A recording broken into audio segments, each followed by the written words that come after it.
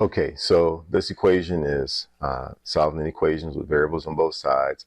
They just changed up the numbers. So now we have decimal numbers. You treat this the same way you would any other equation. There's a way to get rid of the decimals if you want. Like you could, I'll just mention it, but I'll go ahead and go through the process of keeping the decimals. Because this is a decimal number in the hundreds, I would just multiply the whole equation by 100.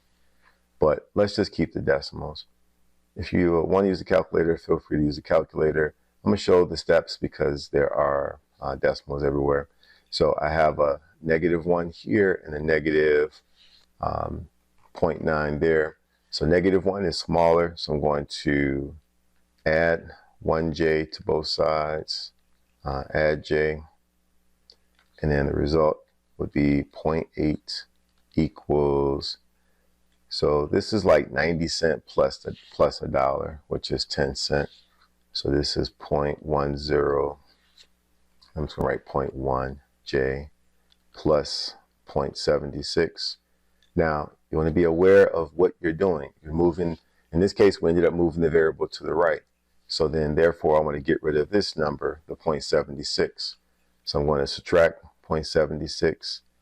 And then when it comes to decimals, when it's possible, I like to think of decimals. Just think about it in terms of money. This is like 80 cents minus 76 cents. That gives me 4 cents.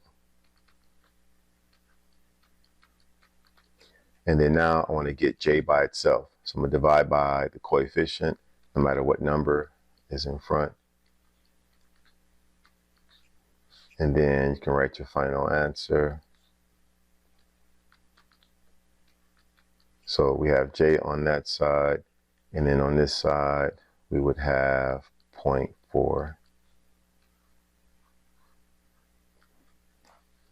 And then we're done.